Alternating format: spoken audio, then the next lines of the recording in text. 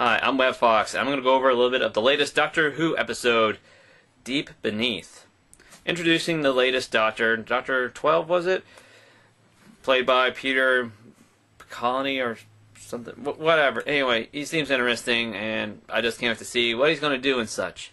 And as for the episode itself, meh?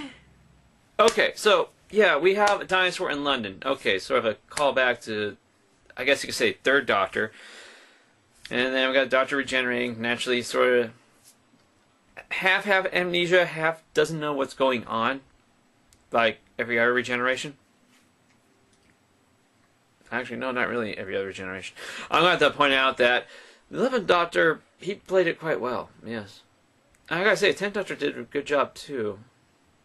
It was their regenerations. But anyway, so... yeah, so dinosaur in London, not only that, but sort of the, Victorian London, which I'm positive I'm saying that wrong. Because I know that Victoria's era is something or other, but I haven't looked into it. But it's the, late 1800s, isn't that it? Late 1800s? Guys? Wait, no? Whatever. So, anyway, so we have the lizard woman, her wife, and Strax, the Centauran soldier, who I really do like. So... I gotta say that they're trying to do whatever they can to get these characters in, considering that they're fixed at this one time period. So the Doctor has to go to them, unless, if it's like the name of the Doctor episode, some sort of other being that time travel picks them up and takes them to the Doctor. I mean, sure, they can be cool. I've seen them somewhat be cool in the past episodes they've been in. It's just that they are just... not that interesting. I don't know.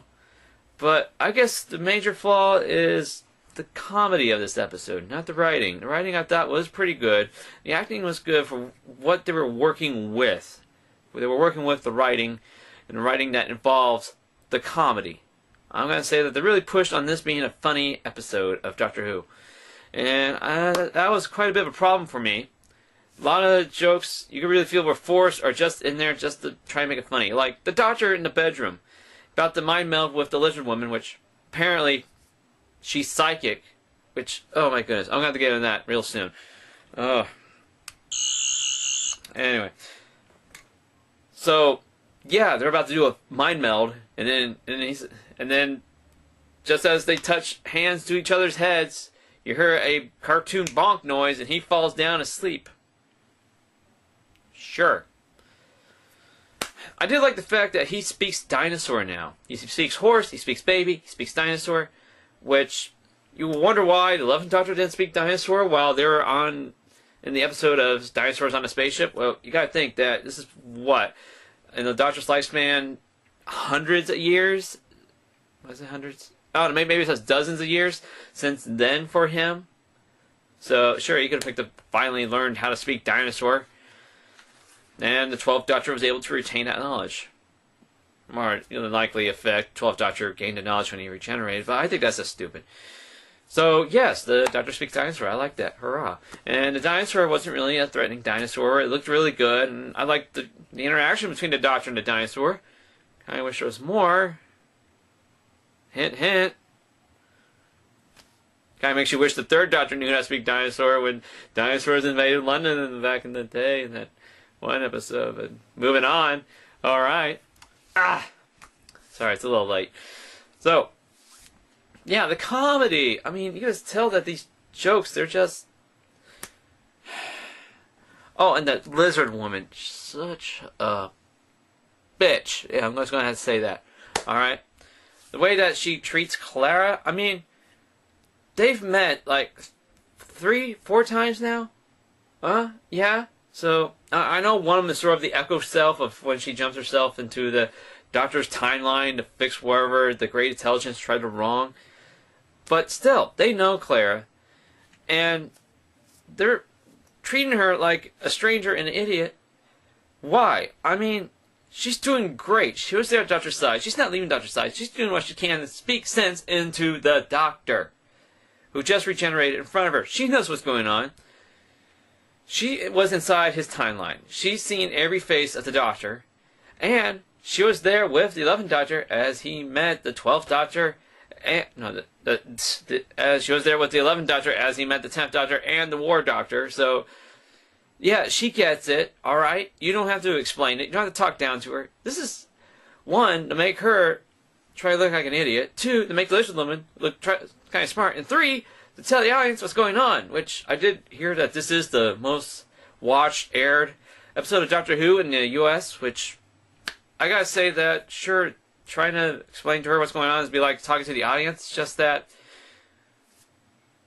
she's smarter than that. She's Clara. We love her for that.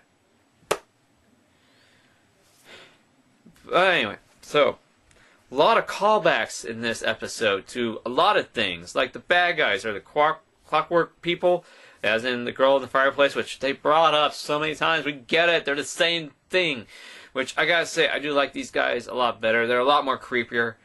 And oh my god, the creepiness went through the roof for me when they had a balloon made out of human skin. That is nightmarish. Doctor Who does that sometimes, and we do forget that. Alright. But yeah, the comedy was a bit too tough. You know, like the Doctor's in the trees talking to Horace, which I do like. He talks to Dinosaur and Horace in the same episode. If only there was a baby in there, then he could use all of his language skills. So, okay. So he's talking to Horace, and then that's just sort of, yeah. I like that he's using the screwdriver, but also changing his TARDIS again. I mean, I was really liking the last TARDIS look, and that lasted about half a season, along with a Christmas special and the 50th anniversary special. Well, it's just half a season. I mean, yeah, I guess that it says something about him, of him still mourning the loss of Amy and Rory. That episode still makes me cry. And then as he tries to handle the grips of the Impossible Girl. So, he just didn't have time to change it. And now that he's a new Doctor, new face and such, he could, going on new adventures, that he changed the TARDIS. I really did like the last one. I just wanted more of it. Like the way I wanted more of Matt Smith as the 11th Doctor. I could actually watch him for 1-2 more years. God, I just hoped. But, yeah. So, we got a new TARDIS now. Yeah. I mean, I don't hate it. I don't know. I barely looked at it. Like that he has a chair in there. That's interesting. So, we're a call back to the 8th Doctor. Which, yeah, I have the 8th Doctor screwdriver. Yeah, it was right next to this 5th Doctor, and they look practically exactly the same, but this had a picture of the 8th Doctor on it, so I had to get 8. So, yeah. What else could I say? Oh, yeah, the fight scenes with the clockwork people. I would have liked to see the Lizard Lady and her wife and Strax beat the the decorative guys upstairs, because it looks like they did a hell of a damage. That would have been nice. I mean, sure, the fight scene on Underground was okay. Falling back to my complaint about the comedy.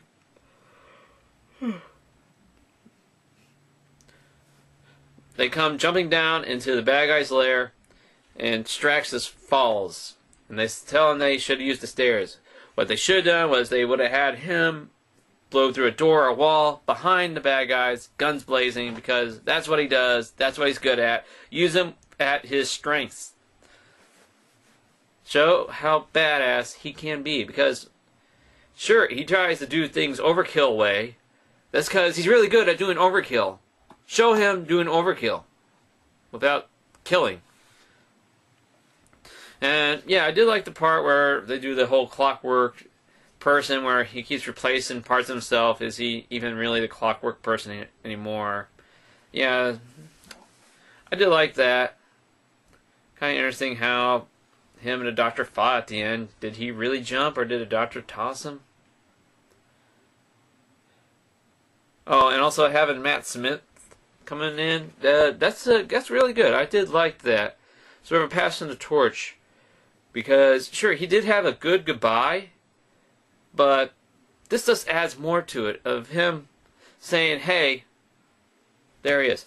And oh my god, back to the horribleness of the Lizard Lady, which I don't know her name, forget her name, she sucks now. Alright? So whereas she's saying to Clara that the younger faces of himself, where the mask, he's really old guy. Again, she knows this. She's seen every one of his faces. Not only that, but it's not that the Doctor really has much choice with a lot of his faces. I mean, he really does want to be a ginger. Come on. Alright, so if he did have the choice, he'd be a ginger.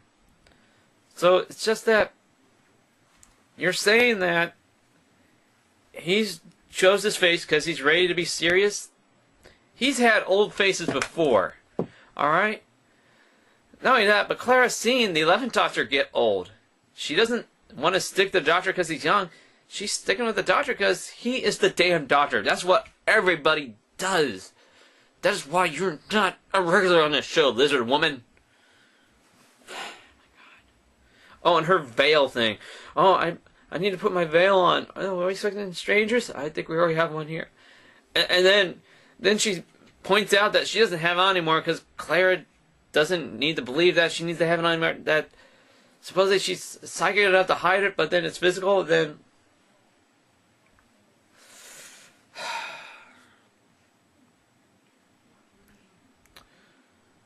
I mean, I liked her and the rest of that crew in the past episodes, but and I can really tell they're trying to push for a spin-off, I guess. I will not watch it. I really want to see the rest of Sarah Jane Adventures. That was a alright show. But this, I would not watch, okay? I really hate them. Now I do. Strax I do like, though. Because he's funny as hell.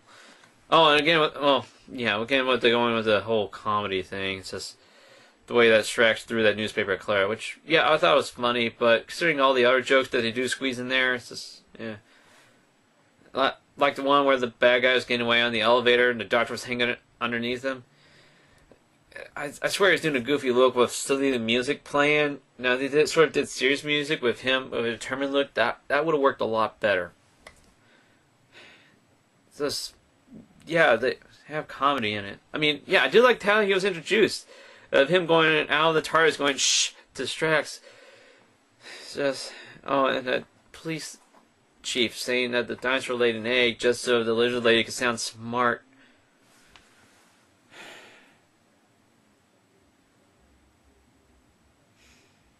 This more I think about it, it's starting to sound like a bad episode.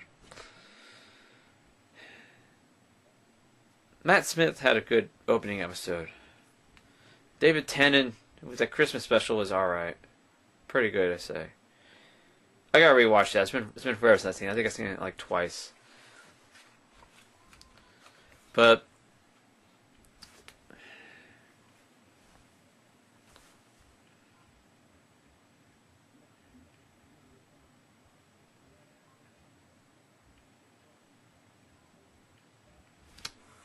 I'm not too sure what else I could say.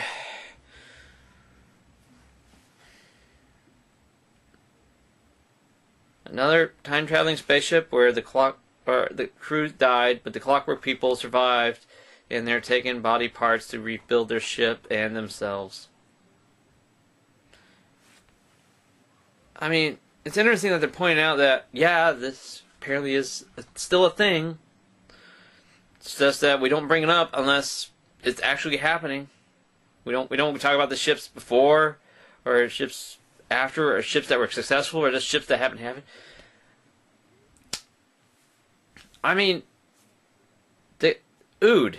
I mean, that was a good.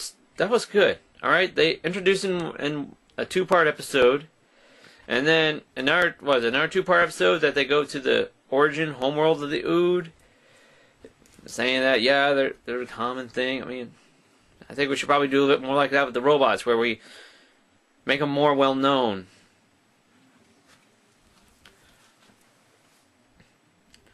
But alright. I think I rambled on long enough. So, I'm Web Fox. This has just been a talking sort of review of the Doctor Who episode. Right.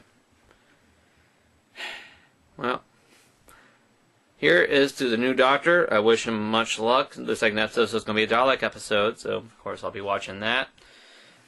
Till then...